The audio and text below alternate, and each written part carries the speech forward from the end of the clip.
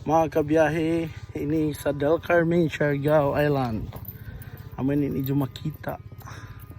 Pag kayo ay mapunta dito sa Del Carmen, dito sa Siargao, ito yung boardwalk.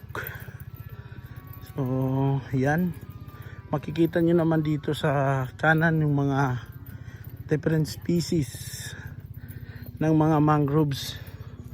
Out of 54 species ng mangroves, matatagpuan dito sa Siargao, dito sa bayan ng Del Carmen mismo, ay ang 19 pieces ng mangrove makikita dito. So meron itong lawak na nasa 4,800 hectares ang lawak ng mangroves dito to sa bayan ng Del Carmen Boardwalk. Isa ito sa mga tourist destination dito sa Siargao. Ayan mga kabiyahe, mahaba to, nasa 1.2 kilometers ang taas.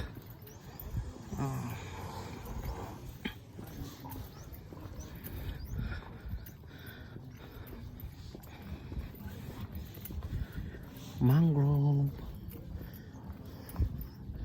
Meron dito mga buaya, kaso nga lang wala kang dapat kabahala. Friendly naman yung buaya natin dito. Hindi siya nangangagat, nangangamoy lang. Aamuyin ka lang. So ayan mga kabiyahe, napakita ko lang sa inyo. Short lang tong video na to, hindi tong ganun kataas, pero ayan. So nung time ng Odette na napakalakas 3 years before na bagyong Odette, ito yung hindi siya talaga nasira.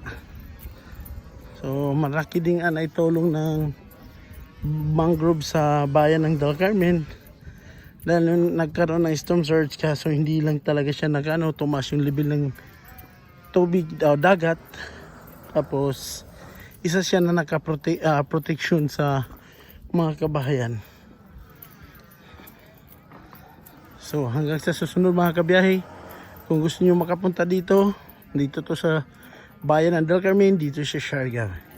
Ingat kayo mga kabiyahe.